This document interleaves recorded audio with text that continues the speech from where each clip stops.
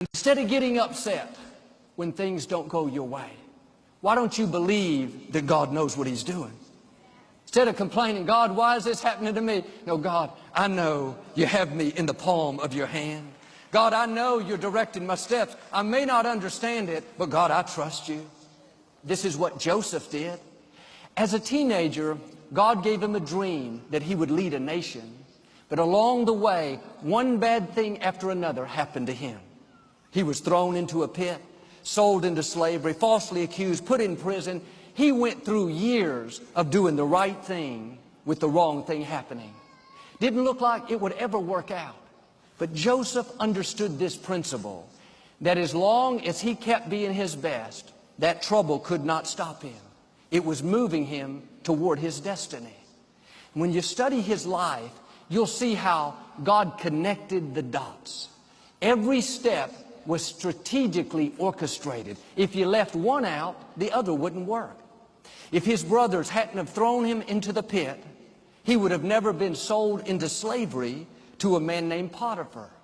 If he hadn't been sold to Potiphar, he would have never met Potiphar's wife, who falsely accused him and had him put in prison.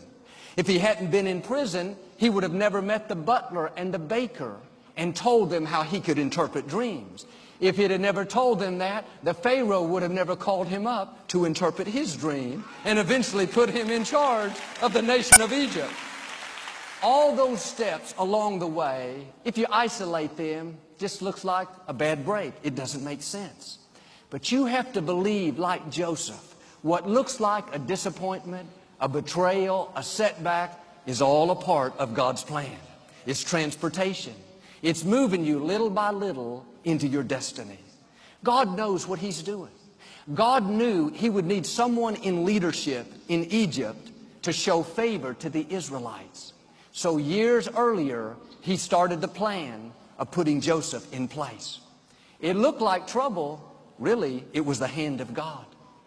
Joseph's brothers took his coat of many colors. They took his coat of favor, but they could not take the calling on his life.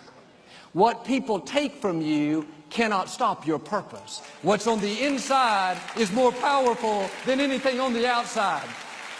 You keep doing the right thing despite the problem, despite the trouble, despite the betrayal, and one day you'll see, like Joseph, God will begin to connect the dots. God will take you to your throne, so to speak. You'll say like he did, they meant it for my harm, but God used the trouble for my good.